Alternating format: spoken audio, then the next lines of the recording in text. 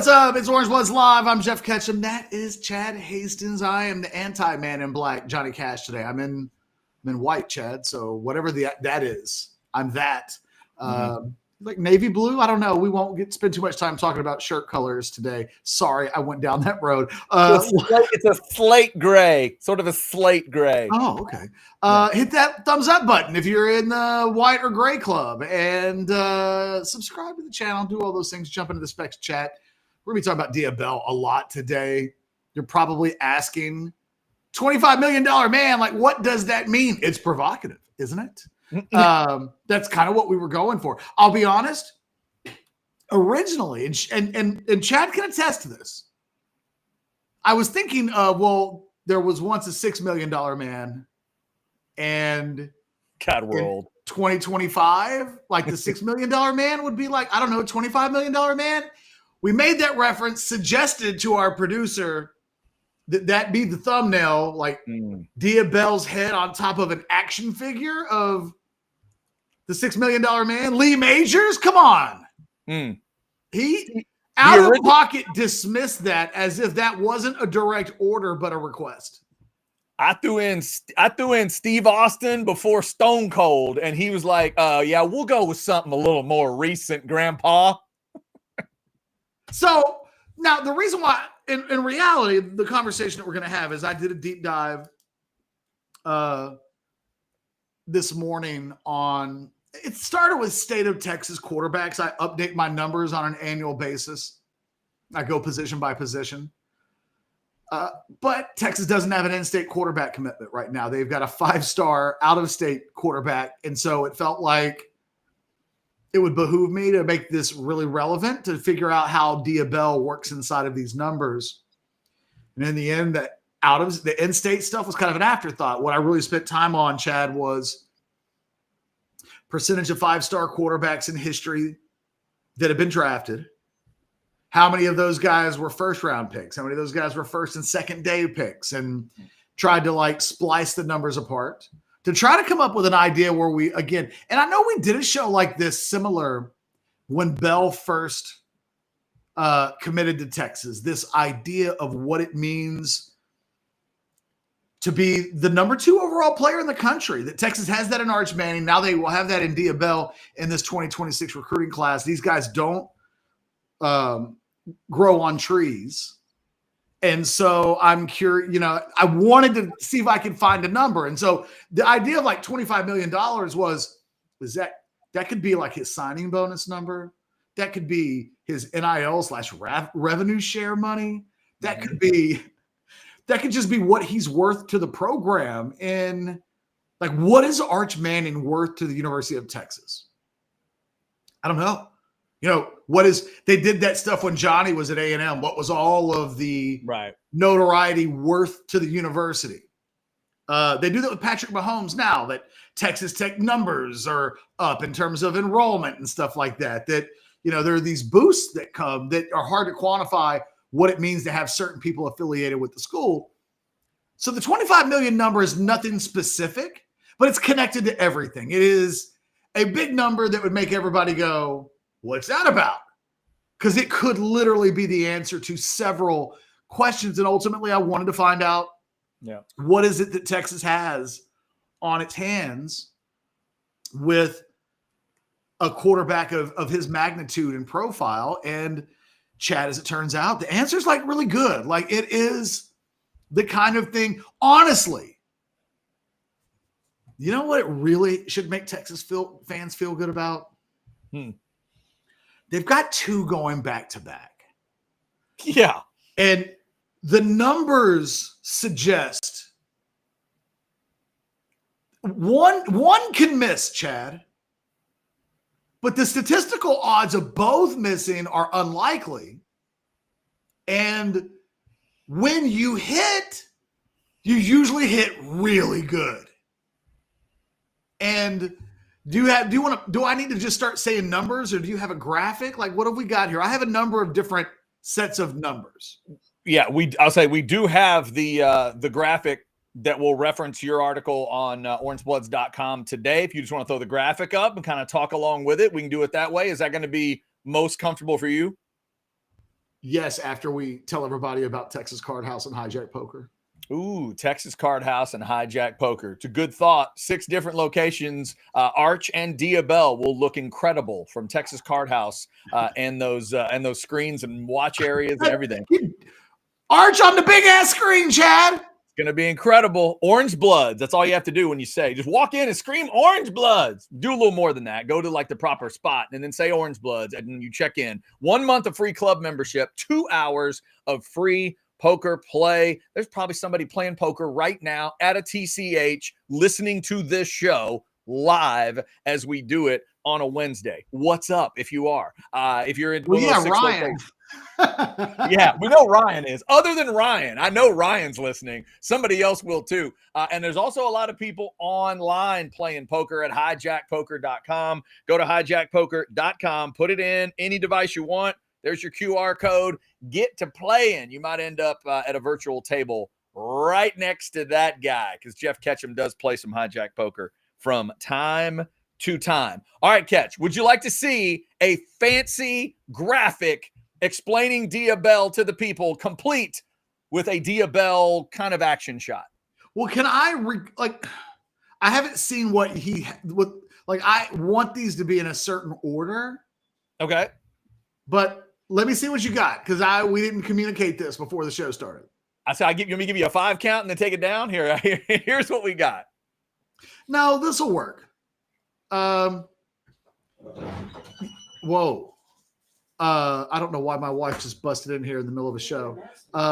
Didn't need that right now. So, of 5-star quarterbacks in general, 60% are drafted. In general, like in totality. In fact, if you want the raw numbers, Chad, of 5-star quarterbacks in the Rivals.com era so 2002 moving forward. And that really gets us into 2021 with the Caleb Williams and the Quinn Ewers of the world. 48 guys total, 29 drafted, 19 undrafted. Okay. Of the overall 48, 31.3 end up being quarterbacks drafted in the first round. Studs. Yep. Of that 31%, of that, it should be that number. Just move the second numbers. It's written in a way that it should be slightly different. Overall, 72%. What I really wanted to do was look at the top of the draft because Diabel last week named the number 2 overall player in the Rivals rankings.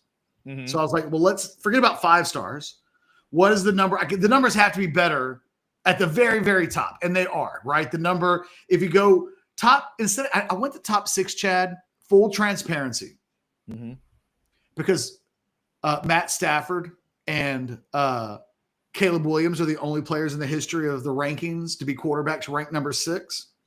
So while top 5 is catchy, right? Mm-hmm. It felt wrong to leave out those 2 guys. Okay, you're trying to be fair to those two guys. That's those guys are significant. Okay, so I put top 6 overall. It only boosts the numbers up a little bit. 44% of all quarterbacks ranked end up being drafted, so the number ends up being higher. And overall, 44% of that number goes in the first round, so it's almost 50%. In terms of day 1 or day 2, that number jumps up to over 60. And then when you go inside the top 3 overall, suddenly that number is 80% overall get drafted, 50% go in the first round, and 70% of all quarterbacks who've ever been ranked in the top 6 overall get drafted on day 1 or day 2. Trivia question. Yes, sir. Do you know the 3 quarterbacks that represent the 30% of guys that were ranked overall in the top 6 nationally, but were not drafted on day 1 or day 2? No, I'm not even going to try. My record's been so bad lately, I am not even taking a shot. Quinn Ewers. Okay. DJU, right? So 2 guys And then if you're like, oh my God, they're missing on 5-star quarterbacks all of a sudden. Well, those same classes had Caleb Williams and Bryce Young, Cade Klubnik in 2022. Like, trust me, the 5 stars are okay. Those guys just didn't pan out. And then Shea Patterson. Oh, wow. Yeah, I definitely wouldn't have guessed him. Yeah, that just feels like a name from a bygone era. In fact, I find the names of the 5-star quarterbacks that were not drafted. Can I do them? Like, sure. Let me. Such an interesting group of names Yes, because you know how one heard Shea Patterson and you were like, oh God, yeah. I haven't thought about him in a decade. All right, I want to hear those names, but real quick before I take the graphic down, let's maybe make sure we're clear. That bottom set of stats would speak to both Arch and Dia, correct? Correct. That is true. Yes. Gotcha. All right. Yeah, I think that's an important thing for a Texas fan to sort of realize there. Like you said, 2 of those in a row coming for Texas. All right, let me pull that graphic down. I mean, there's a 50%. The math would say there's a 50% chance that either of those guys will be a first-round quarterback, and they've got 2. So, at worst, they've only had first-round level quarterback play once in the program's history. It's not like that happens all the time. So then you try to project, like, what is that worth? Okay, so Chad, I'm going to give you that list. But after I give you the list, I want to circle back to knowing what we know with the data. I guess maybe everybody will interpret those numbers different. I want to know what your interpretation of those numbers is. One of your interpretations was, oh, that's Arch too. And that's really an interesting note, even though that's not quite the conversation that we're having, but yeah, it is. Right. But when you brought up back-to-back, I think that it is important to point out that the numbers are so in your favor there if you're a fan looking at them, and you're going to get 2 shots at that in a row. That's just so rare. All right, so here we go. All right. So these are the 19 names. I'm going to try to do them in chronological order, okay? Okay, these are 5-star quarterbacks that did not get drafted at all? Correct. Only one guy played in the NFL, as an undrafted free agent. Gotcha. I want you to tell me, when I get to the guy that made it to the league and played in the NFL, you have to tell me. All right. I need to be able to identify the one that got a cup of coffee in the NFL. He actually played in the NFL a long time.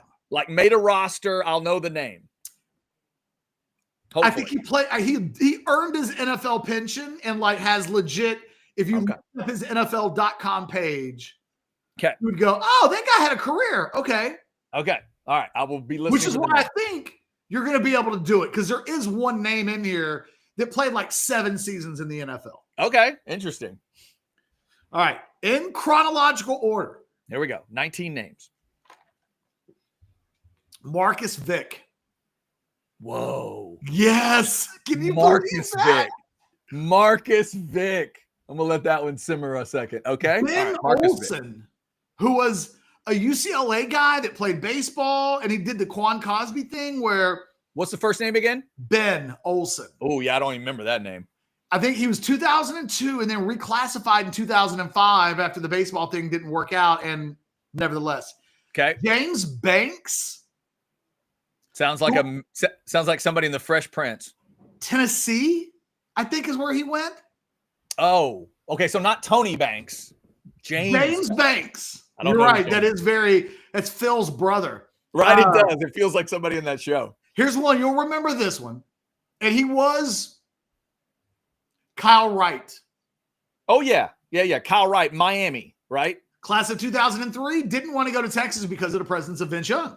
He was at Miami same time Chris Ricks was at Florida State, I think. Yes, absolutely. I think they would have played against each other. All right, here we go. 2004. Anthony Morelli.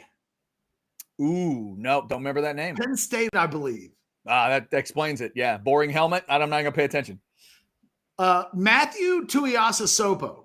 Oh. Who is the older brother of Marcus. Correct. What? I forgot he had an older brother. Okay. But Matthew only played baseball, and he played in the major leagues. Okay, right. Like, so he focused on baseball. I think he was a real pro baseball player. That's awesome. Xavier Lee. Vaguely remember that name. Florida State visited Texas late. Okay. Yeah, no, I couldn't have come up with that school. Ryan Perrilloux? That name I know. Yes. I know the name Ryan Perrilloux, and he's not the NFL guy you're talking about. Not. No. But Dane Christ. That's not him either. Wisconsin? Yes. Yeah. Mitch Mustaine. Oh, I know the name. Mitch Mustaine. Arkansas? To Texas, went to Arkansas, had a famous recruitment. Yeah. Yep. Russell Shepard. Russell Shepard is LSU? Correct. Yeah. Gunnar Keel. Oh, dear God. I remember that name. I can't remember where he went to school. Gunnar Keel. I don't know the school. Notre Dame, I think. Okay. I think. Great name. Max Brown. Ooh, I don't remember that name. A USC guy that I wrote like 25,000 words on because he was thinking about transferring to Texas at one point. Wow. Don't remember. Here's one for you. Kyle Allen. Kyle Allen. I remember me some Kyle Allen. Absolutely. Big win as an Aggie quarterback before taking off. By the way, we have like 9 names left. Yeah, we still haven't gotten to I still haven't heard anybody that had a 7-year NFL career. Shea Patterson. Mm-hmm. Hunter Johnson, who I do not know who that is. That sounds like you've made it up for a movie. JT Daniels. Oh, yeah, I remember that name. JT Daniels. And then Brock Vandergrift. That's it. We're done. Wow. That's it? You missed. I did miss it. Wait a minute. Who did you say that was actually fast again? One more time. Marcus Vick, Ben Olsen, James Banks, Kyle Wright, Anthony Morelli, Matthew Tuiasosopo, Xavier Lee, Ryan Perrilloux, Mitch Mustaine, Dane Christ, Russell Shepard, Gunnar Kill, Max Brown, Kyle Allen, Shea Patterson, Hunter Johnson, JT Daniels, DJU, Brock Vandergrift. Man, oh man. Russell Shepard. Russell Shepard played wide receiver in the NFL a long time. See, and yeah, I was going to guess Russell Shepard, but I was thinking only quarterback, and it mixed me that, and I was like, there's no way it's Kyle Wright. There's no way. But yes, there you go. But Russell Shepard making it to the NFL and playing in the NFL means that 100% of all quarterbacks from the state of Texas that have been 5 stars in their careers played in the NFL. Over like 80-something% have been drafted. That includes Stafford and Vince Young and Ryan Mallett is inside of that. What's interesting is Quinn Ewers is the lowest drafted besides obviously Russell Shepard of all of the 5-star quarterbacks. But I need desperately. I was talking to Anwar about this, and I'm going to say it on the air, but I am not going to write this, and we're just going to pretend that nobody's watching this show. I need Quinn to make a roster and play. Because the thing about that 100% number is all of those guys played in the NFL. Like that's the stat. Yeah. By the way, where are we in this discussion since you did put Kyle Allen in? How long is Kyle Allen? What? I looked up Kyle Allen on. He's been a back. He was a backup for a couple years, wasn't he? Was he? He didn't go. Oh, you're right. So excuse me, there are 2. So you missed 2 guys. He didn't go 7. He was undrafted, but yes, he played in the NFL. Okay, but when you said I was looking for a guy with 7 years of experience, I knew it wasn't Kyle. But I knew he'd played 7 years in the league. Did he really? He started with the Panthers, played for Washington, played for the Texans, played for the Bills, played for the Steelers, now plays for the Lions. Still in the league. Yeah, my bad. Kyle, my bad. I should have been there to defend you earlier. Thank you, Michael, for bringing that up. I feel like I knew that earlier, and I swear I looked at his Wikipedia page, and maybe I just, you know what it is?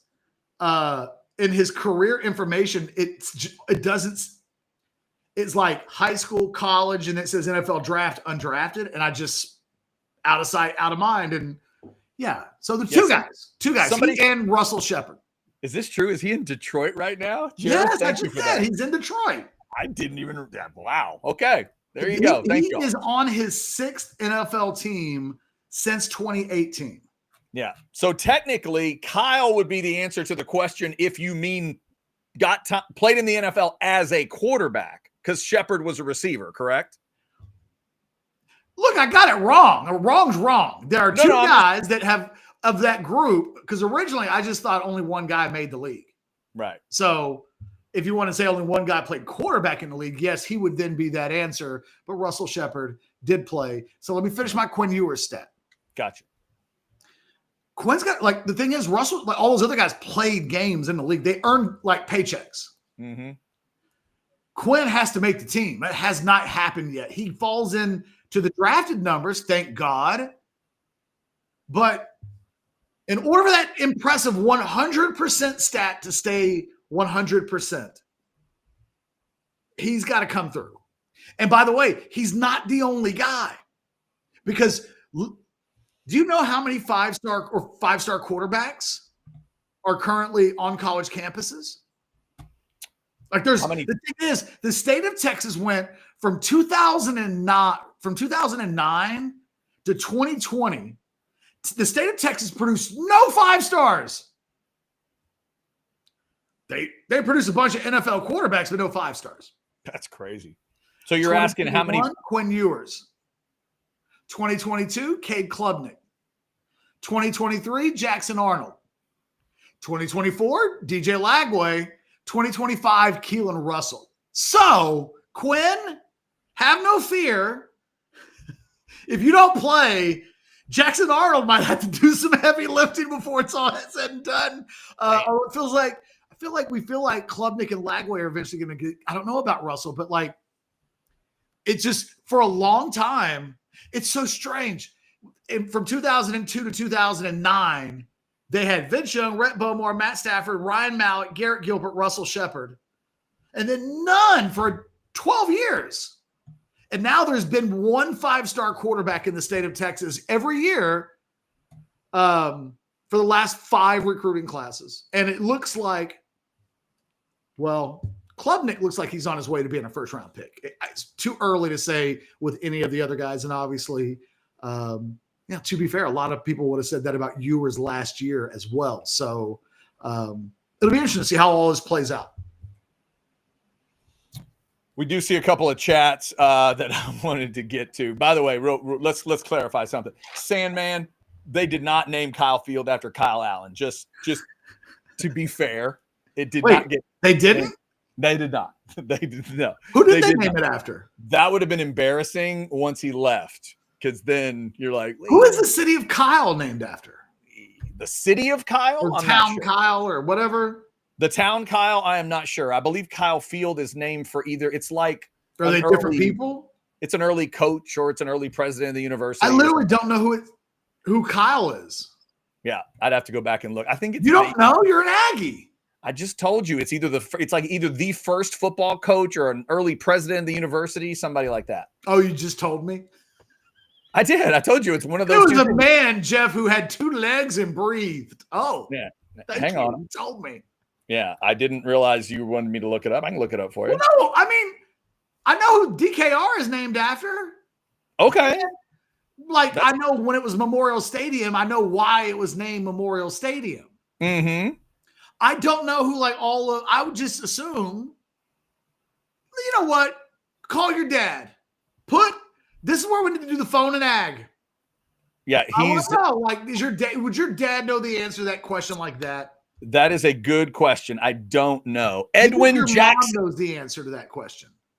My mom probably doesn't know. Edwin Jackson Kyle, an 1899 grad of A&M and professor of horticulture, was named president of the General Athletics Association, and the field is named after him. Hey, you know what, man? That's my thing I learned today. Yeah. So I don't know if I'm going to remember that. Yeah. In 1906, the Corps unofficially named the field Kyle Field in Kyle's honor. Good for him. Did he die or something? Why did he die early?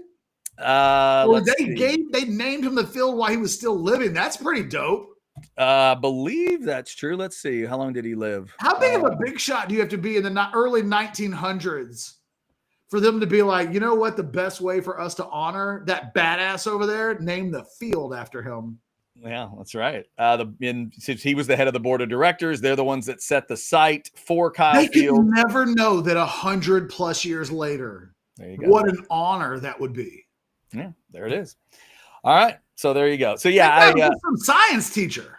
Yeah. So technically I was wrong. Faculty member and head of the board of regents. I knew it's something, sort of. He really didn't do anything special though, did he? Like he just happened to be in the right place at the right time. I'm not judging anything. I'm just saying it's interesting how these things get named. Right. And, if you'd have said, Jeff, Kyle Field, who do I think Kyle is? If you'd asked me that question, I stopped and I would have thought about it. I would have gone, I don't know. He had to have died in a war. You know what I mean? Like I would have been like World War I. He saved 38 lives, jumped on like a bayonet, carried, you know what I mean? I would have thought, because that's how memorials, you know what I mean? I would have thought, oh, they named it after somebody in the war. A war, any war, pick a war. And instead, and I actually kind of like it. They're like, it's the person that at the time. He's a great teacher. I love that. Well, at the time, it was the person most responsible for the field existing. So it makes total sense when you see the story, right? Because he's heading up the border. I don't know that we do that anymore. Like we don't name schools after the people that design them.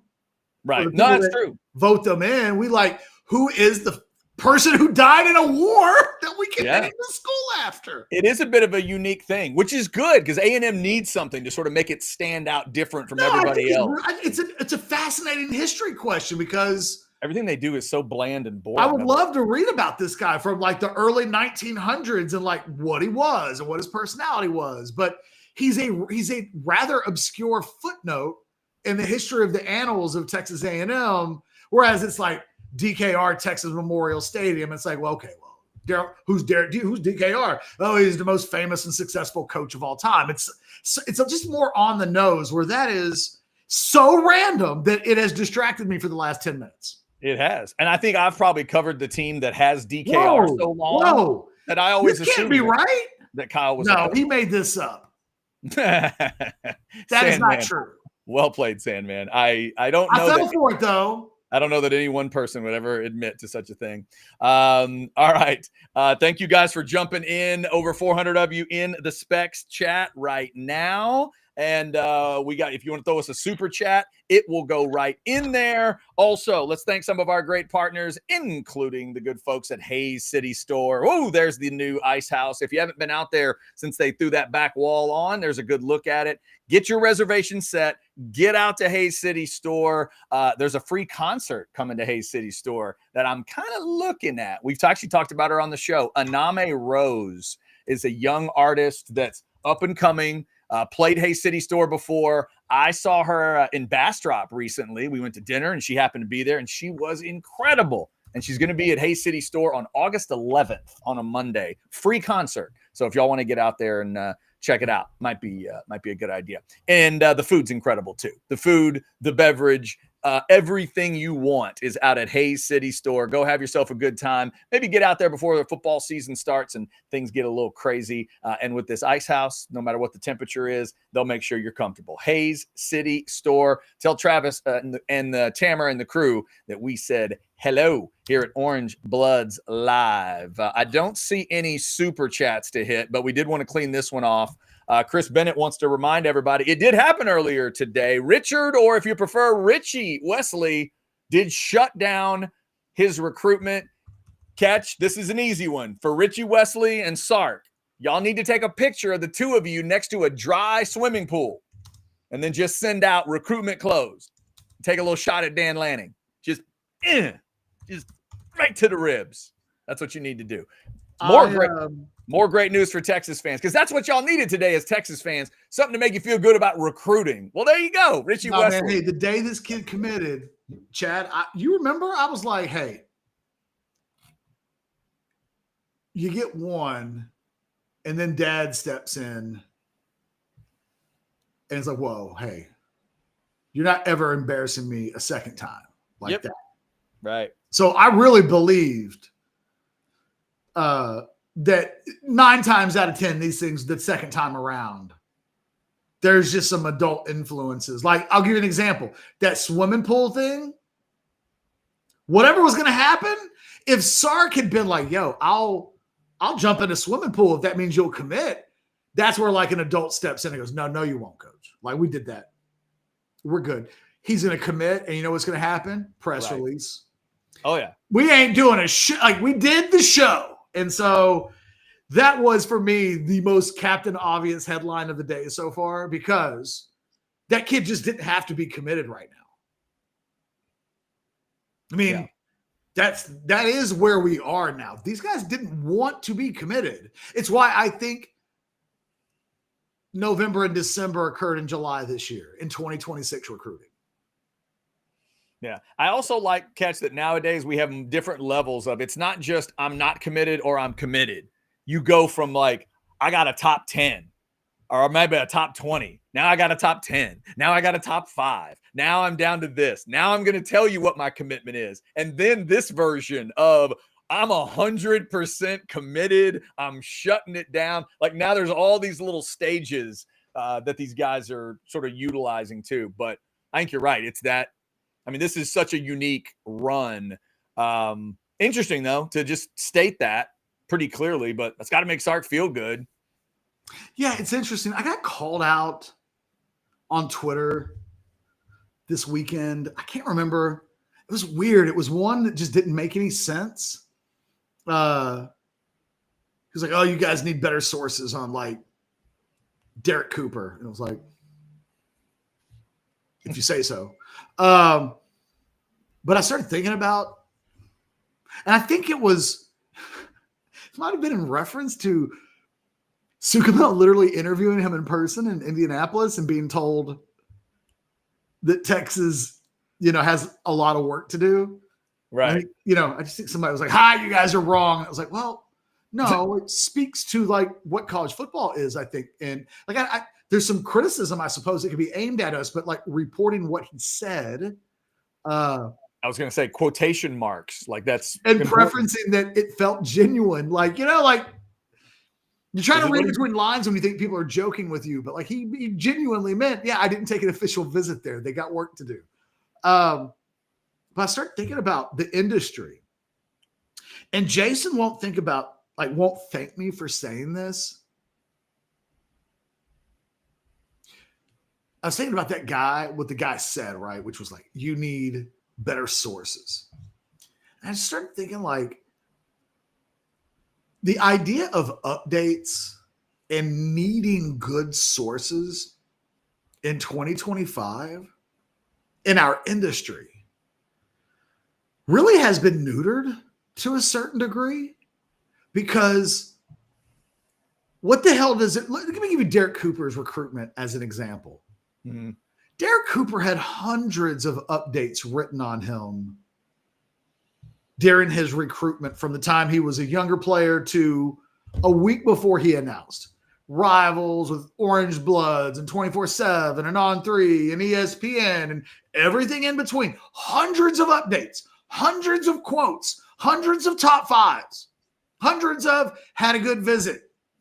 They're probably in my top 5, probably close to the top of my list. We got to the final week, and all of that got rendered absolutely useless. Right. However, I'll go back and look. Matter of fact, the next time you start reading, we pay a bill. I'm going to go back and look to see when the first article on him was written in the Rivals database, right? Because we would have been in there. Could have been an Orange Blood. I don't know. But I was just thinking about, who do I want Orange Bloods to be from a coverage standpoint? And I think certainly 3-4 years ago, but 10 years ago and 20 years ago, it was about breaking commitments. It was like, well, who's the best in the industry? Well, now all these guys control their own announcements. If they're not doing it through Hayes Fawcett or somebody like that, it is 24/7 announces that on their YouTube channel or something like that. Like it is a bit of a unique situation. I just don't think my industry anymore updates matter. Like this idea of if somebody says you have bad sources, it's like, well, you know what? On Derek Cooper, everybody had bad sources. And that includes every coach that was recruiting him. Because if you would have asked the coaches that were recruiting Derek Cooper a week before Derek Cooper made his announcement where they thought Derek Cooper was going to go, they weren't going to say Texas. And then Texas decided, well, we didn't get Xavier Crowell. We need to get us a badass running back. Let's go get Derek Cooper. And again, updates and predicting and future casts and crystal balls, all of it for that guy, meaningless. And I just found myself thinking, because I was, I'm doing what I'm doing now, right? And people don't have to agree with me. Most of them, I don't think they will. This is still in the belly of this evolving beast. But I think the real chore for reporters like myself, Orange Bloods, on Texas football or Inside Texas or Chip, anybody, right? Everybody that does what we do for a living. I really think analysis and what somebody means, their actual worth and expectations, like realistic. I think that's what matters moving forward in recruiting coverage. And it is establishing, hey, man, if this guy doesn't play by 2027, it's a disaster. These are new ways of viewing the sport. It's identifying for college football fans as guys come in, that guy's got to play, man. It's different. It's different now. And fans will be evolved and smarter. They will be in the stadium and they'll know, we spent $500,000 on that guy. And like, yeah, he doesn't play. That means we could have taken a guy in the portal. And you know what I mean? Like there's just different levels of conversation. I can do an update. I can talk to Derek Cooper and do an update where I spoke with him in person today. I'm putting myself in Sukamel's shoes back in June. And if the day he reported that, somebody said, Jason, I know it's your job and all, and I don't want you to not have a job, but isn't it likely that whatever the fuck this kid told you today, tomorrow or a week from now or a month from now, or definitely by the time he announces his decision, it could just be any old thing? Any old thing. It could be going any direction. Justice Terry, perfect example. If you go back and read the annals of Justice Terry's recruitment, Texas isn't even a thing. In fact, Chad, you'll remember right before Justice Terry committed to Texas, I kept pointing out, dude, our sources are really confident on Texas getting Justice Terry, but nationally, people aren't even talking about Texas and Justice Terry. I remember you saying, and you pointed that out to a national guy, right? Yes. Yeah. I think we had Gorney on. Yeah. And I was like, Gorney, you wrote this.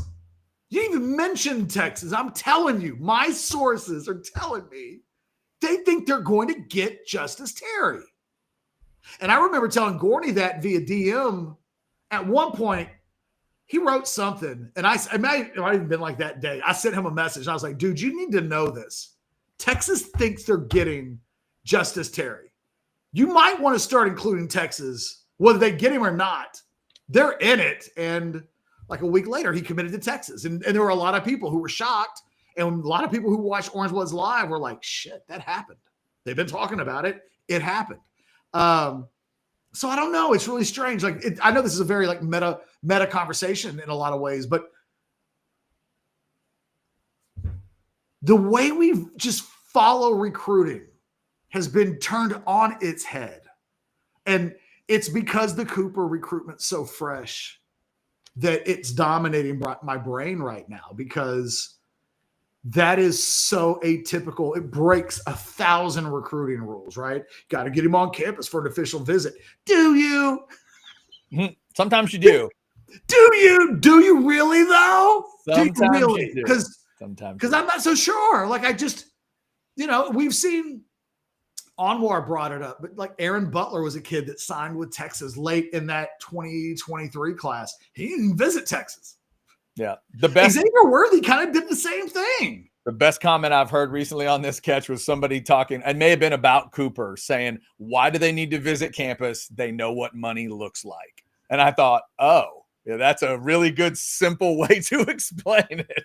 I just think it's really fast. Like, when we get to, you just have to think. I want you to like imagine yourself at Kyle Field the next time A&M has the next Reggie McNeil, right? So 5-star quarterback kind of guy that comes in with real expectations, Kyler Murray, that kind of a thing. Mm-hmm. What we're going to know about his life and situation is just, it's kind of all of the things that Texas fans suggested that they knew about Chris Sims, but never did, right? Oh, he rides a limo to practice. That really was part of what turned fans against Chris Sims was right. He's a snob. He's a rich boy. He's a Yankee rich boy. That like turned people off. But people are going to, like, I don't know what it's going to be like to be in the stadium because Texas hasn't had a quarterback yet. Imagine Garrett Gilbert in 2010 failing horribly. And what Texas has in. I just really fascinated to see how we follow this sport, given that, is it as simple as we're going to treat it and follow it like the NFL? Well, and especially, you're going to have to go through a wave of, if it's not, Arch is so specific and famous in a specific way. Yeah. Diabell's a little different, but he's also the son of a famous person. What happens when it's not the son of a famous person and you still know how much he made? What if he comes from absolutely nothing and you know exactly how much money he makes as a fan sitting in the stands? A lot of it gets clearer. Catch, a lot of the muddiness goes away. You and I have called this with Felix Ojo, though. Like, man, right? You and I have wanted that for years. We felt like some things need to be cleared up. Some things need to be put on top of the table. Now the fans have the responsibility of, okay, now it's on top of the table, and things walking in to the stadium that you didn't know. And the scariest thing you have said in the last, I don't know how many months, whenever you said it, the scariest thing you've said recently to me is, what if Texas fans knew how much Chris Sims was making the night of the Colorado game? That's the scariest thought you've thrown out in a long time, because I do not know. I do not want to think about that fire being hotter or the more fuel being put in it. But holy mackerel, if they knew that, I don't know what that night turns into. So real quick, the one thing that was really interesting about the state of Texas numbers, and I do think, do you see that one? Did he put that in? It's got Quinn in the middle of it? He did not. He just did the Diabell one. Okay. Well, we had another graphic. I did look up the state of Texas. And this was because originally all of my data really centers on my rankings, the state of Texas, how my rankings hold up to history, that kind of thing. So quarterbacks in the Rivals ranking since 2002 drafted inside the state of Texas. 5 stars, 85.6%. That missing 14.4% is Russell Shepard. Okay? Yeah. High 4 stars, 40%. So the number tanks, but that's right. What I always tell people about high 4 stars is that it's going to close to 50-50 as you're going to get. And there are a lot of 5-star tiers where 50-50 is kind of what you get. So it is the hidden 5 stars sometimes. Do you know the high 4 stars, just so that I can tell you, 5 of them in history, not including Connor Weigman. We'll make it 6th. 2004, Stephen McGee. Whew. Whoop! Look out. 4th round, Dallas Cowboys. That's Bobby Reed, otherwise known as Robbie Reed, otherwise known as I'm a man, I'm 40. Jevin Sneed, a little guy by the name of Andrew Luck, who visited Texas on an unofficial visit in January of 2007, and Mac didn't even stop to say hello to him, let alone offer him a scholarship. And then Tyreek Rollison in 2009. Oddly, from 2009, remember I told you that streak where there hadn't been any 5-star quarterbacks in that same time frame? There were no high 4-stars either. So you're probably thinking to yourself, oh, there were just a bunch of guys that they missed. Well, you go into the mid-4s, and Chad, the number drops down to 28.6%. So it declines, but you're still talking about Jarrett Stidham, Kyler Murray, Sam Ehlinger, Jalen Milroe. So you're still hitting some big ones in that group. And that group also would include Shane Buechele, JT Barrett, JW Walsh, Graham Harrell. Still hitting pretty high batting average in that group. Yeah. I'll show it to the folks as we get to the end here. There it is. But Chad, that last number is wild. It's so low. Oh my God. 7.1? Are you sure the decimal's in the right place? Yes. Chad, I think, you know what? I think it's a total. I counted up. I think it's 28 players total. The 2 that hit in the low 4 stars. And by the way, I said, yeah. The 2 that hit, by the way, they're hits. Robert Griffin III and Jalen Hurts. Ding, ding. Now, I'm real quickly going to run the rest of the list. I want you to hear the names, though, okay? Because there's a point that I want to make, but I'm not going to do like one at a time. I'm just going to read through them. Okay, these are other low 4 stars? Yeah, because the point that I want to make is Jalen Hurts and Robert Griffin are the outliers, but they are really the outliers, okay? Okay. And there's a reason why I'm doing this, and I'll just tell you in advance. These are the guys in college football recruiting right now. These are all Rivals 250 kind of guys. These are the guys that schools are spending $500,000 on. Easily. Easily. Do you know how big of a deal it is for a Baylor or for an SMU or a TCU to get your hands on a guy like this? Because it sounds so flashy. He's a Rivals 250 guy. I'm taking Robert Griffin and Jalen Hurts out. Okay. Jarrett Lee, Darren Thomas, Casey Paschal, Shavadrick Beaver, Ryan Masakowski, Cody Green, Zach Lee, James Franklin, Scotty Young, Jamal Turner, Matt Davis, Trevor Knight, Tyrone Swoops, Cole Stewart, Chad President, Quentin Dormady, Zach Smith, Matthew Baldwin, Jalen Maiden, Spencer Sanders, Jacob Clark, Grant Tisdale, Jacob Zeno, Deuce Hogan, Jaquindon Jackson, Demetrius Davis. Whew. So there's not even like a pile of those guys. You're like, oh, like you might defend Spencer Sanders a little bit. Yeah, maybe. You might say Zach Smith had like a year at Baylor where he was pretty good, but like it's not a murderer's row of guys that you'll stand up. What I'm telling you, I bring all of that up because we had this conversation about Texas football not wanting to offer Rivals 250 kind of guys right now because of the prices. Those numbers were the ones that jumped out to me because I thought every single one of those guys. Yeah, I'm gonna throw this up again. That is an incredible number. Every single one of those, every single part of that 92.9, Chad. Every one of those guys would have gotten seriously paid in 2025 from an NIL revenue share department. Yeah, and the actual production of those players is abysmal.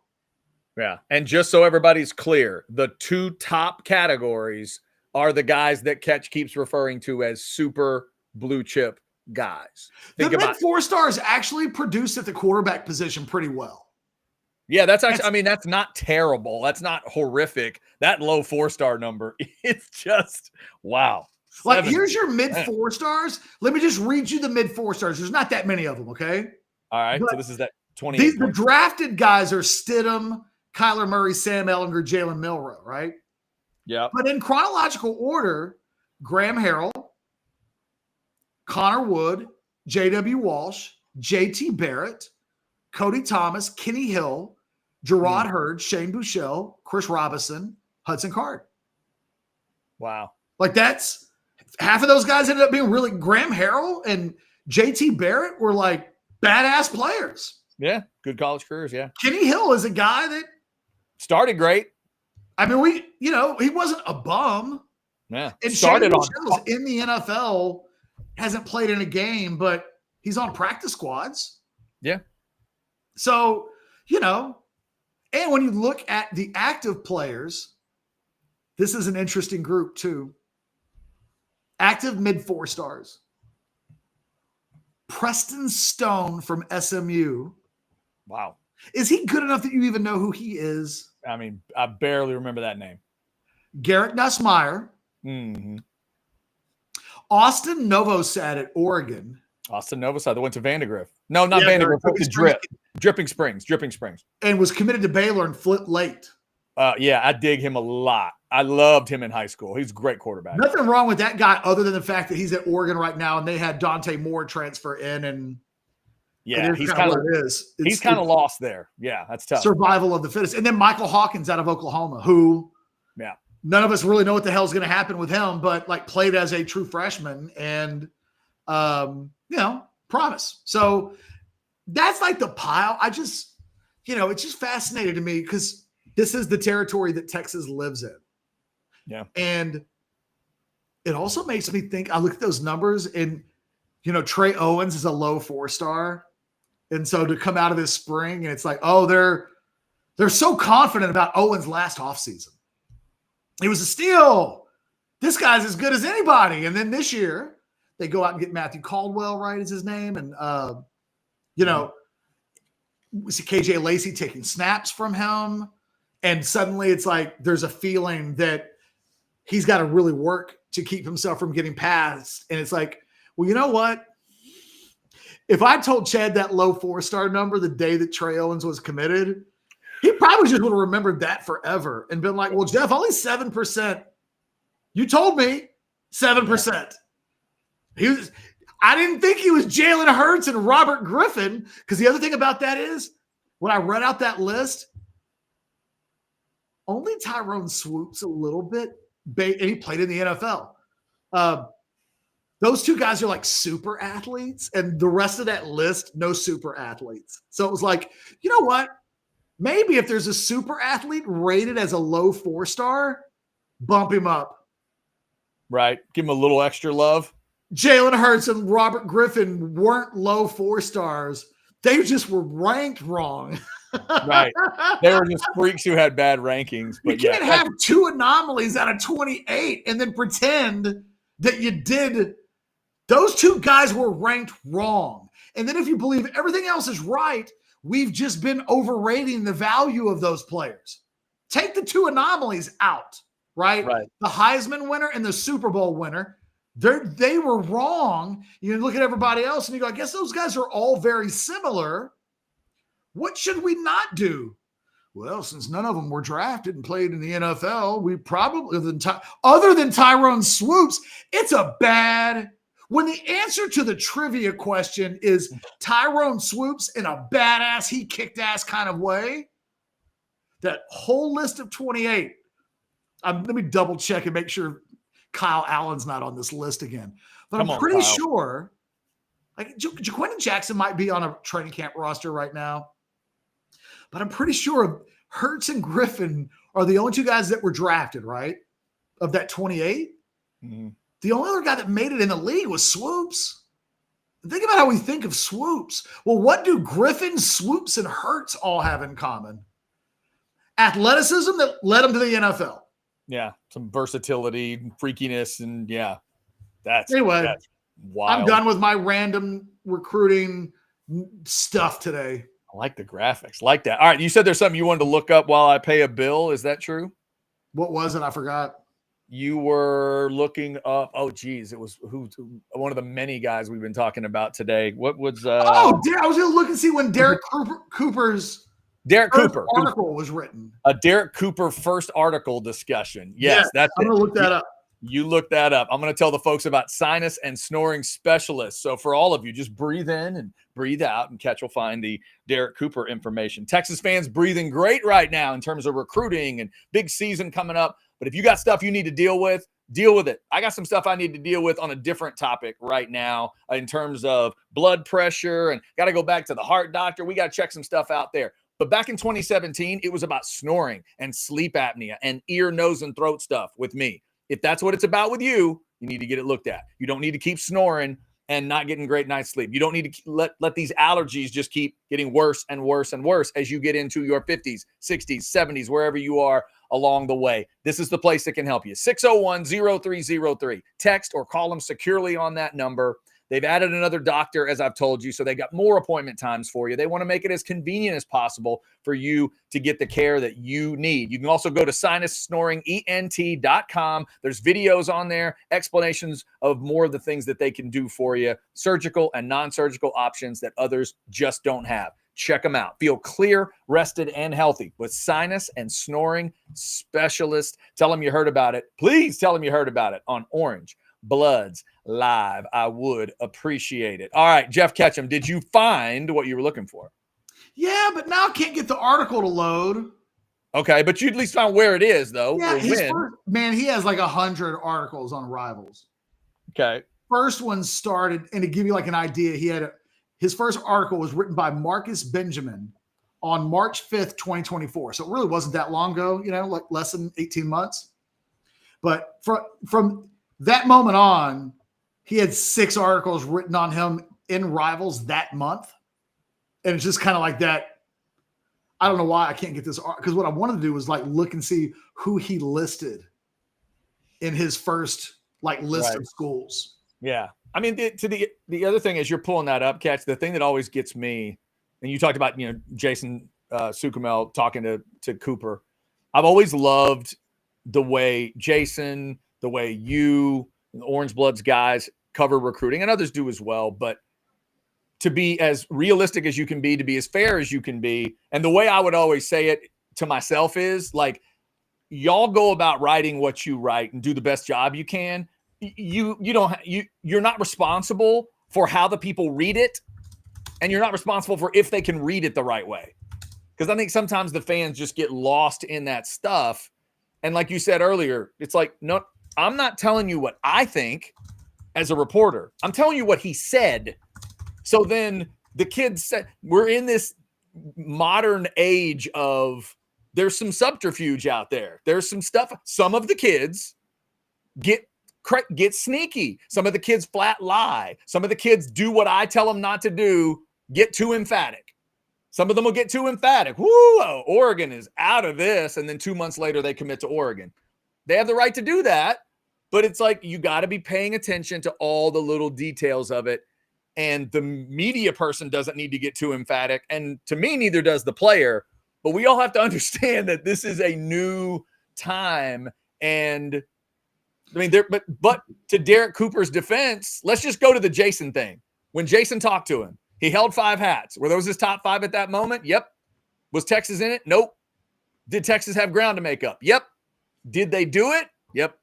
Well, but that's what I mean. So it's like, but my whole philosophical thing is like, why even do recruiting updates anymore? Like, all that needs to matter is that a school is recruiting a guy. It really has, because what it really is, I thought about it like this today in the shower, Chad. Recruiting used to be an A, B, C, D, or F affair. Are you in a school's top 5? Did you make the top 3? Well, we're in the top 5, but we may not, but he's got a top 2. You know what I mean? Right. Yeah. And it really is a pass-fail subject now. Or do you think you're going to get him, or do you not? That's the only question that matters. Right. But we also have to consider, and Texas just proved it, there are certain programs that have the ability to do what Texas just did with Derek Cooper, and there are others that can't. Well, that's what I'm saying, and that's why recruiting updates are meaningless in 2025, because every update that was done with James Johnson was rendered completely useless the moment Georgia offered. That's interesting. It almost turns into a semantic discussion of useful versus meaningful, because if nothing else, though, the answer is it's all interesting. Useful, I think, is subjectively, it is relevant. Meaningful, maybe, because you know what Texas fans are desperately afraid of hearing? That Texas is a kid's dream school. Now, if I interviewed the number one prospect in the country and he told us on an interview here on the show, Texas is my dream school, we would think, well, that's a headline. That's newsworthy. That's noteworthy. Yeah, that's still a big deal in 2025. Doesn't that still need to be a big deal? Careful, to a degree? Careful. I know, but careful. Yeah. Careful is what I'm saying, is careful. Okay, here, let me give you an example. Is it relevant all these years later? Is it relevant that you know that Johnny Manziel grew up loving Texas? Is that a relevant piece of information for you? Or would you say right now that's meaningless? It's pretty meaningless. I told somebody the other day that I found a quote from an interview that I did with Johnny Manziel. Maybe Sukamel did it. I posted it on, did you see it? I posted it on Twitter. I did. It was fantastic. Nobody cared, though. It wasn't like it's a mere footnote in his story. And ultimately, did I think that was interesting? Yeah. Did you think it was interesting? Yeah. Will you maybe remember a piece of that, like in some way? Maybe you'll be like, Kent showed me this thing. He used to say his closet was full of Texas stuff. Like, but it doesn't matter. It doesn't. And just like, and ultimately, the only thing that matters is where did the kid go? And if you're correct in being able to project where a kid's going to go, right? That's ultimately all that matters. When Derek Cooper was getting a week out, did people on Orange Bloods know that Derek Cooper was going to commit to Texas? They did. Yeah. That's the only thing that matters. Like anything else, if a week before that someone says, do we think Derek Cooper's going to go to Texas? We probably would have said, I don't know. It doesn't look like it right now. Like there's work to be done. Okay, but the full context of it, I do think is important. That full journey for us and for the folks that are watching and follow this really closely, that full journey that ends with him picking Texas, I do think that's relevant. At the end of it, it's not just going to be where did he end up. I disagree. Like I think the Richard Wesley thing's probably a great. We have a running bet on this, right? Mm-hmm. During Richard Wesley's career, at any point, will in a nationally televised game, they show the footage of him in the pool at Oregon. Only if they play Oregon and Dan Lanning. But if that doesn't matter, but other than that, no. What are we doing? It'll never get done unless he's playing Oregon in like a playoff game or an early season non-conference. So these things don't matter unless they do, which, good Boy Scout is always prepared. So he knows everything. Right. It's just one of those things where it's like a little bit like the low 4-stars thing where it's like, well, someone heard me say 2 out of 28. And one person said, well, I don't ever want any part of that. And another person heard me say 2 of 28 and went like, so you're telling me that it can be done. And that maybe if and when it happens, it's Jalen Hurts or Robert Griffin. Give me 10 of those. I'll take, you know what I mean? Yeah. So you're telling me it could be RG3, huh? So, it really comes down to the person. I don't know. Maybe I'm being old man grouchy, Chad, where it's just like, what the hell's the point of updates? Like I send Jason goes to the airport to get updates after these kids have done their visits. Right. Do you know how many of those updates were worthless 2 days later? How many? A lot. A lot. Now, okay, well then philosophically, if he goes and gets 5 updates, 4 of them end up changing and one of them ends up never changing, and you don't know in real time which is which. Right, but if by the end of the run, if you have 5 of those, is it worth it?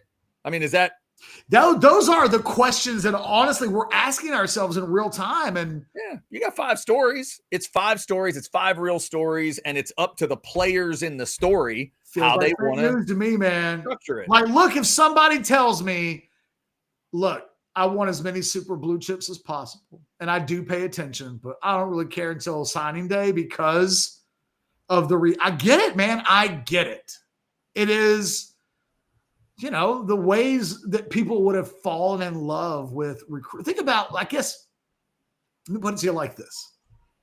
In the 90s, hundreds of thousands of dollars. I think Jerry Scarborough once told me that he made almost $500,000 one year in 900 number revenue. Wow. Are you spending $4.95 a minute now to hear what some kid thinks 6 months out from his decision? Really? And I think back in the day, it was like, yeah, because it was an official visit. And who was he with? And what did they do? And now we know all these things. We know. And we know what the photo ops look like, right? It's like, oh, he's got a guitar in his hands and he's in a full Texas uniform. But that part of it, we know that element of it has changed so 180 degrees. Because back in the day, if you had a towel from a school and you got caught with a picture, you're done. Now all these guys are in all the uniforms, and now it means nothing anymore. Full gear, smoke machines, the school song, mascots for like these 6 days different. Now they would be able to go to like a Johnny Manziel visit, and there would be on his socials 12 photos from his, and they would be like, yeah, like think about nowadays that picture of Johnny Manziel as a younger kid with the Fiesta Bowl trophy and that would be so meaningless because you could have, hey, you want to see a picture of Johnny in Texas gear? There it is. You want to see a picture of Johnny in Oregon gear? Yeah, there it is. Well, he went to Michigan. He made a visit to Michigan. There he is in the Michigan hat. Literally in everything. Do you want to see it? It's there. There's 8. He's down to a top 8. It's like, there's an alternative universe where Johnny Manziel goes to Texas. Yeah, no, actually we have photos. You can see what it would have looked like. Can you imagine Johnny Manziel in a Tech uniform? No, it's right there. I don't have to imagine. Hey, no matter what happens to Felix Ojo, you'll be able to say, man, what could have been? Can you imagine how he would have looked in a Texas uniform? Actually, I can tell you I would have looked in a Texas uniform standing next to Trevor Gooseby. Boom. Hey, nowadays when we're putting thumbnails together to talk about recruits, think about it. From Ojo to Turntine to whoever it is. Hey, you got a picture of Turntine in Michigan gear? Yep. Here it is. Like it's so readily available. Different world, no doubt. All right, let's do buy or sell. I've got good questions. All right, we're headed towards buy or sell. Don't worry. First off, you got to tell them about Rogue Shop before we get to the little buy or sell, because I know it's going to be a part of your day and it should be a part of everybody's day. Wake and bake, baby. I didn't do a deep dive plowing through decades of low 4-star data without help. I went to Rogue Shop, Texas home for legal CBD, THC, and so much more. It put me in the mind space that I needed to be to run through the names Darren Thomas and Shavadrik Beaver and Ryan Mosikowski. By the way, I hope those guys have friends somewhere. I hope Shavadrik Beaver has a cousin watching the show right now. He's like, dude, some dude said your name today on Orange Lunch Live. Just randomly. That would just make my day. But making my day would also scan that QR code. Go check it out. Go to the website, go shopping. It's fun. They got all kinds of interesting stuff for all kinds of issues: sleeplessness, restlessness, anxiety, pain. Everything's a little bit different depending on what you need. Go check it out. Ask for help. Use Orange Bloods as your discount code. Get the discount that helps pay for itself. It's all there. Again, scan the QR code. Don't take my word for it. Go shopping. Rogue Shop. It's a great website. Lots of cool stuff there. Check them out. Let me just scan here. Oh, look at this little late in the game. Money B with a $10 super chat. F the updates talk. Catch. Is this talk about your Jonah Williams top 3 defensive player? Huh?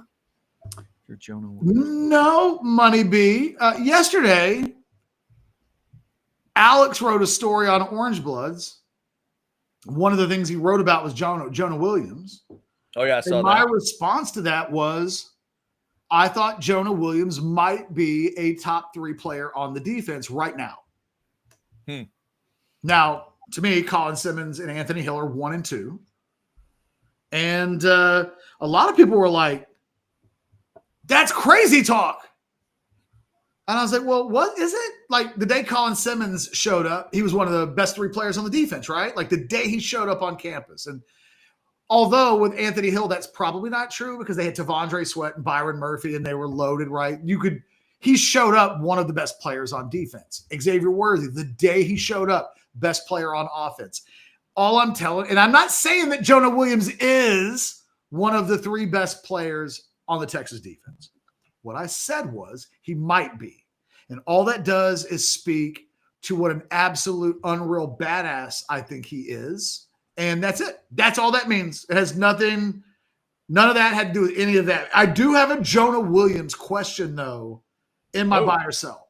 Oh, I like that. All right, Money B, thank you for that $10 super But no, chat. I did not spend an hour talking about quarterbacks because it was related to a single Jonah Williams thought, Money B. That would have been wild if you did that. Almost 550. That would have been the most rogue shop shit ever. It would. Almost 550 of you in that. Because at the end of this, you were like, catch. Okay. So what is your point?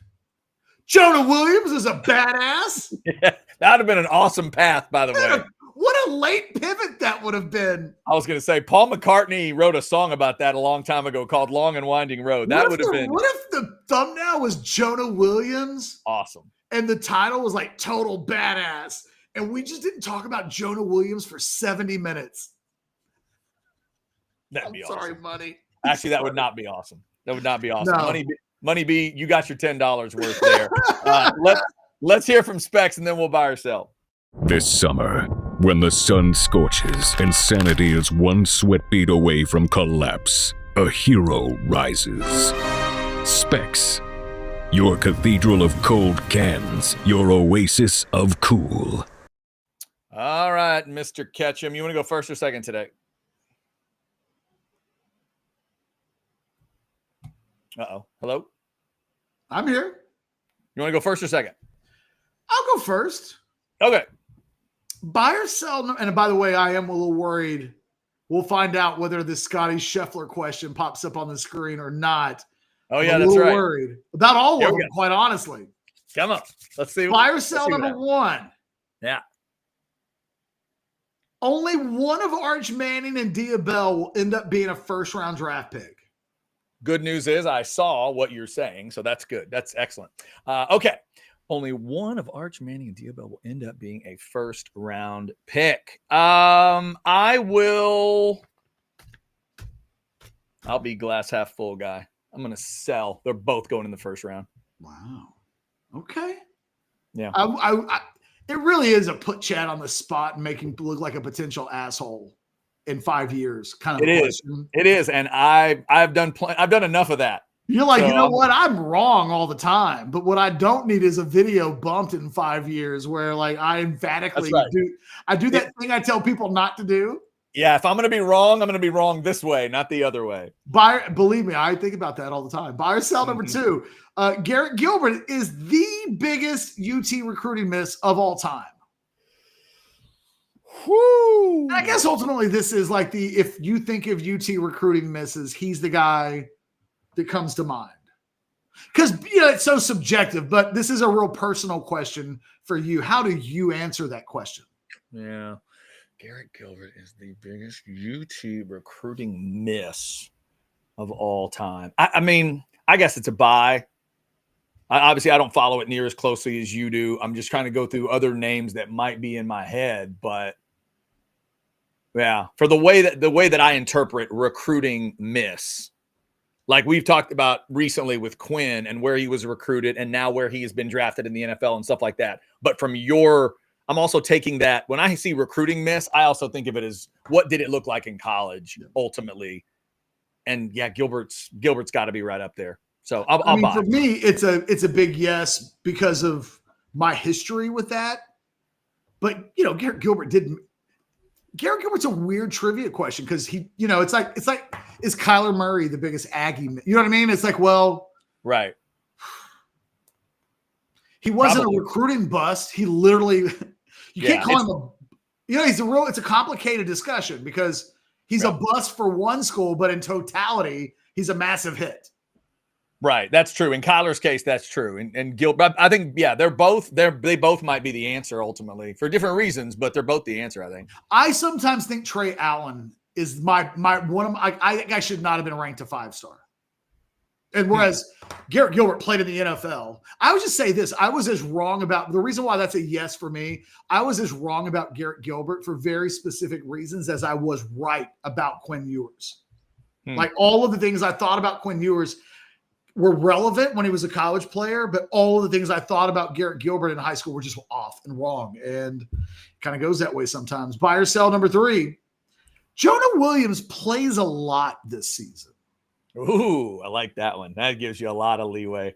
It does. I've left this is very nebulous. A lot gives you a lot of leeway. I will sell the a lot part of that one. I think he'll play. I don't know if by the end of the year I'm going to feel like it's a lot, but I think he'll play. It's such a talented defense. I'm going to say that he gets reps. Definitely, he's going to play. I don't know that we'll describe it as a lot by the end of it.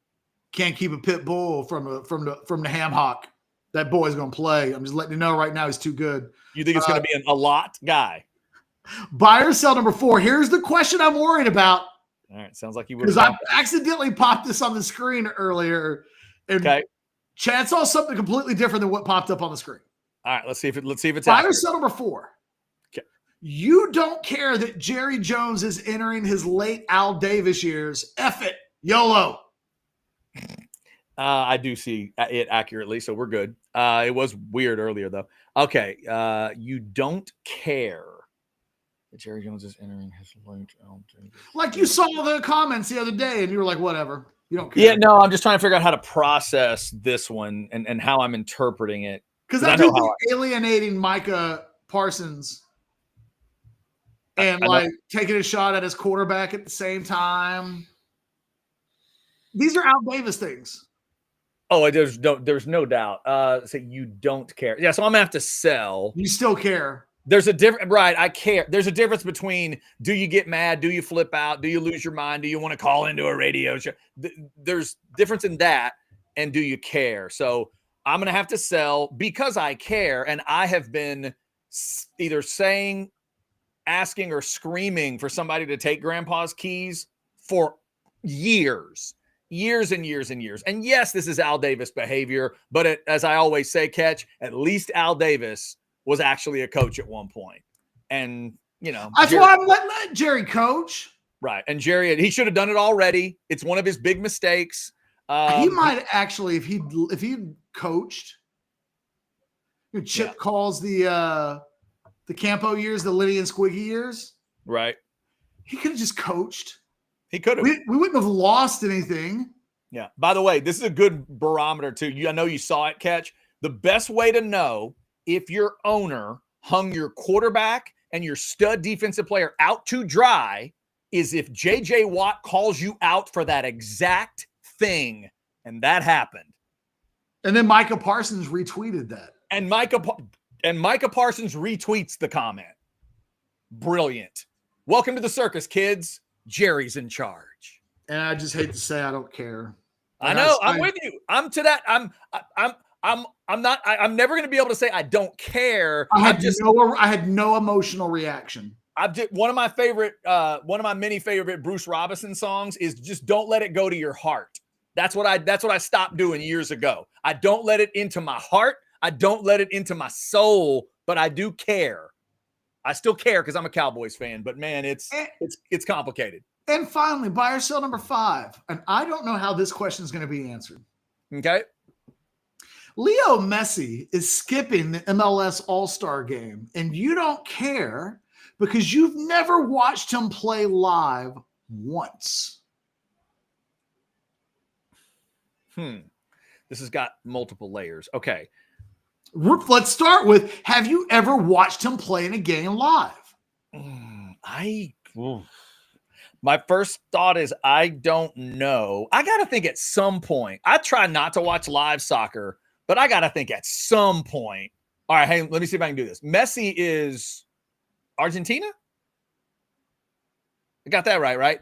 I got to think there's been a game on live somewhere where Messi's been playing. I'm going to say I've seen him play. Now, to the middle. No. I don't know for sure. I don't know for sure that I've seen him play live. I'm going to guess I have to have seen him play a little bit live. If I told you, have you seen Tiger Woods play golf ever in your life? And you were like, think so. I know. He's black. He's a black golfer, right? Like that guy. No. I have seen Messi play. I can't remember ever watching him play. Again, but see, catch in both cases, you're talking about two sports that I try to religiously only watch recorded. I do not like watching live soccer or live golf if I can help it. But if I said you saw Tiger, I've watched live. I watched 2008 U.S. Open with you live. Exactly. I've definitely seen live Tiger. I am not certain if I've seen live Messi. If I'm going to be real, I just bring up Tiger because I'm trying to think of other goats. Now, here's to the middle of it. The don't care part, I would sell that a little bit because unless he's hurt, Messi's got to play in the MLS All-Star game. Sorry. He does. I tend to agree. Dude, you got to play. I'm sorry. They're paying you half the national debt. You better get your ass out there and play. You don't have to go crazy. You don't have to go 25 minutes or anything, but like give me a trot. Give the fans a trot. Go give them a good 8 minutes and then sit down. Because the game's in Austin. I mean, come on, dude. Isn't the game in Austin? I honestly don't know. But if it is, even worse. Come on, man. Come on, Mess. Come on, Mess. All right, those are my 5 questions. Okay, if he's hurt, he's hurt. That's different. If he's not hurt, I don't want to. Roll his ass out in the wheelchair for the people in Austin. Come on now. All right, Catch. Great minds think alike. I just did it a little bit differently. Buy or sell number 1. Arch will be the highest drafted UT quarterback ever.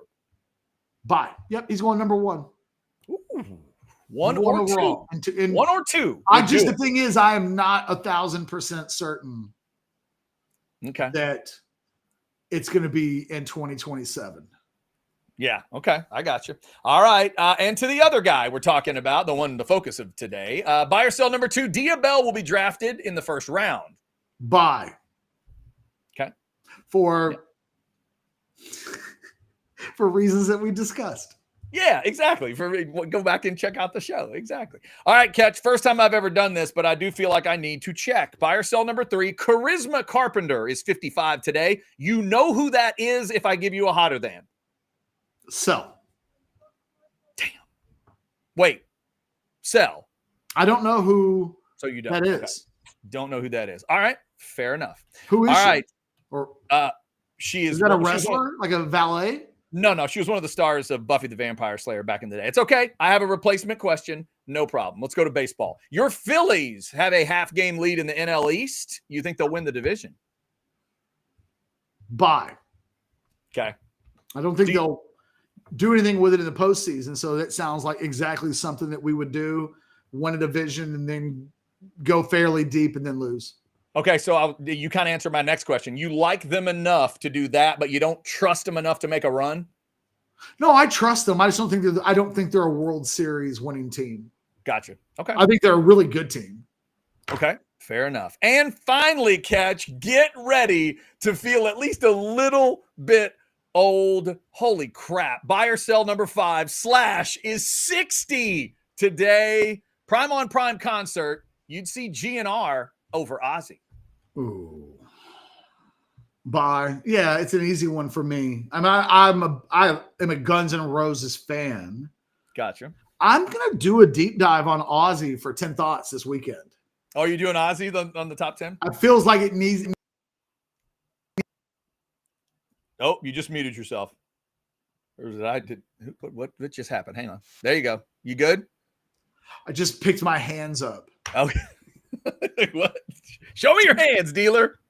That's literally what I did, Chad. Show me your hands. I just backed off. What am I doing? And then I don't know if I inadvertently did that or whatever. I feel like I know I could give you like five Aussie songs, and they might end up being like the 5. But like I will go on an Aussie journey this week that I've never gone on before. So the answer would be Guns N' Roses because I can tell you what's on their albums frontwards and backwards. I'm not the biggest Guns N' Roses fan of all time, but like, hell yeah. I can remember being in middle school. I had this memory of being in like the 8th grade. And I want to say Guns N' Roses either played on the Grammys or the American Music Awards. And they played Patience. Right? So it was supposed to be like a moment. And I'll never forget a gym teacher at Grisham Middle School. I can't remember her name. I just remember being in her class and one of the kids like, "Hey, did you see Guns N' Roses last night?" And she was like, "I saw it. They suck. It's not good music." It's not the Eagles. Yeah. You know what they call that? That's the opposite of the dude, right? That's just the opposite. And you have no idea when that movie came out. That is exactly what I thought of. The opposite of the Big Lebowski moment. The dude's over here, and that teacher's way over The teacher here. grew up to be a cab driver. That's awesome.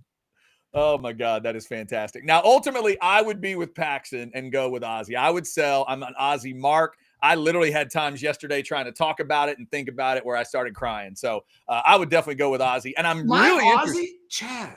I'm sorry. Go ahead. I'm so interested to watch you. You love your 10 thoughts anyway. I love all the content, but I always love the list when you hit something I care about.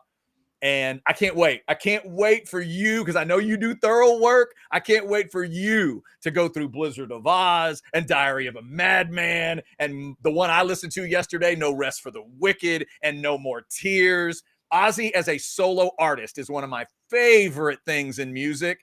I can't wait to see where you land. Well, it's a lot of music, so I have to. It's Wednesday. It really is. I'm not gonna. I think what's gonna happen is 48 hours from now, I'll either be able to tell you whether Ozzy's this weekend or next weekend. Oh, okay. Yeah. Either I'll get into it and I'll go, you know what? I'm going to look up a bunch of Ozzy lists and make sure that I listen to the top 50 songs, right? Like I will know. You won't be able to say a song. I won't be able to go deep cut Ozzy. But right, I can put a reputable list together, or I'm going to get into it and go, Jesus Christ, I have 40 more albums to go, and I want to knock out 20 of them. Yeah. At which point I'll say I'm going to do something else for Sunday and Ozzy's next Sunday. Yeah. Sunday after next. By the way, dumb little detail for you Orange Bloods live freaks. If y'all want to go back to yesterday's show, the Tuesday show, when Anwar and I are on the show, right at the end, go to the very end of the show. Anwar has just gotten done. We got done talking about Malcolm Jamal Warner. We're just about to finish the show. And Anwar tells me and everybody that Ozzy Osbourne has died. And he's telling me like it's just a headline and we're moving on. Well, because for him, I don't want to marginalize his love for Ozzy.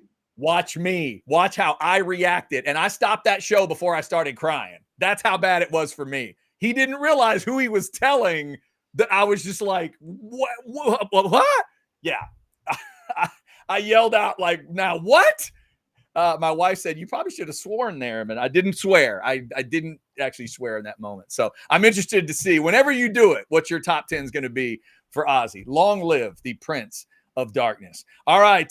Before we get out of here, I did have one more to hit you with, whether you're enjoying Ozzy or Texas football or whatever it is. Get you some AV consultations, get it set up a little bit better. Maybe it's your security systems at the house. They can help you that way. Maybe it's lighting systems, indoor, outdoor. They deal with that. Your computer systems and the way everything is hooked up. Maybe you just started a work situation at home, but you got to get the work and the leisure and all that separated. They're going to make sure it's all set up right. And they've been doing this since 1988, which is right before I saw Ozzy the first time. I saw Ozzy in early 89, right after I turned 14. Ozzy at 14. Yeah, that was a good concert.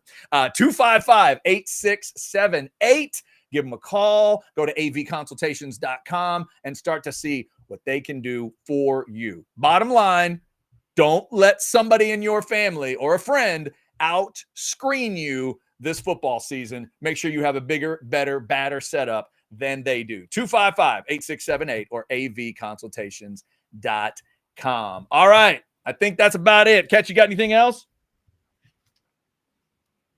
No, I'm good. I was just, how many times have you seen Ozzy live? 5 times. Wow. 5 times. There's a lot of pressure on me now. It reminds me of the first time I did a Guns N' Roses list. No. The first time I did a Metallica list. Right. You and I were doing a show on the Horn. Right, because you didn't grow up as like a big, you weren't, hard rock and metal was not your thing necessarily growing up, correct? And what I very organically, I don't have that column anymore. Like that's lost to history. But it was 2012, 2011. It just tells you how long, I've been doing this specific kind of assignment and everything, right? But yeah, what I remember about that is I emerged and I was like, I found myself really liking the early stuff. And then as fate would have it, right around like 1990, it's okay. Like I still enjoyed it, but like it's not the early stuff. And I had no idea what I was saying. And you were like, and then you basically told me, Jeff, you have no idea what you stumbled across. Yeah, and it's like you've just stated, like there's all these old school Metallica fans over in the corner that you've just become their hero for what you just said. And so when I did my list, it was heavy early stuff. Yeah. And it was a lot of people who were like, Catch, screw you, you snob. You didn't put anything in from like the last 40 years. These are their biggest hits, like blah, blah, blah, blah, blah. And I very organically got grandfathered into old man Metallica head, even though I'm not an old head Metallica head. Catch has got Phantom Lord at number 8. He's like, whoa, what's going on? What is happening? Does that say hit the lights? What's going on here? And when I went to the concert like this past month or whatever, yeah, I watched that whole concert through the prism of early or late. That's all I thought about. Yeah. That is good stuff. Okay, let me see if I can give you 3 things on Ozzy without crying. So I've seen Ozzy 5 times. So one of my favorite things I thought of yesterday, Ozzy invented something at a show I don't think I've ever seen anybody else do. He would have his people, this is around No More Tears time, he would have his people fill up buckets of water on the side of the stage. Ozzy would go grab the bucket of water, dunk his own head in the bucket of water because he's got to cool off because it's hot, right? And then he would throw the bucket of water at the crowd. And I mean, he'd do 5 at a time. It was so entertaining. He was such just this metal rock god. So I always think of that. The coolest show, I've seen a lot of cool versions, but Catch, I saw him in Austin at the Austin Music Hall. You know the venue, right? You know the venue. Tighter venue. It's smaller. That's where I saw Dylan 2 years in a row. I've seen great shows there. Ozzy does this surprise show. They're warming up for a world tour. He does the show I saw, and then they all get on a plane and go to like South America to start a world tour. I think that was Osmosis. So the album after No More Tears. And Catch, it was such a great show. Austin City Music Hall. It's him. It's Geezer on bass. It's Zach on guitar. It's the late, great Randy Castillo on drums. And holy crap, what a show. It was just out of this world. And the last thing I'll tell you is, contrary to what the PMRC and all of the uptight folks in the 80s would tell you, nobody I've ever seen live, I've seen way too many concerts, no one tells the crowd that they love them more than Ozzy Osbourne did. And no one said, God bless you all, more than Ozzy Osbourne did. He just showered you with love and appreciation for the fact that you were there. It's so unexpected if you just think of Ozzy and you see the album covers and bite the heads off of things and all that stuff. It was a love fest at an Ozzy show, and I wish I'd seen 5 or 10 more of them. But I did get to see it 5 times. There you go. I'm going to give you have you ever, I just hope the answer to this is no. And even if the answer is yes, I might go through the details anyway.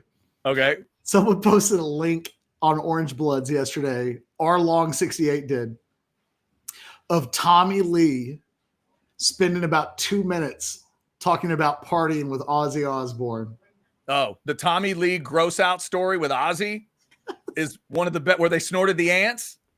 It's one of the greatest. Like the 10th most. Yeah.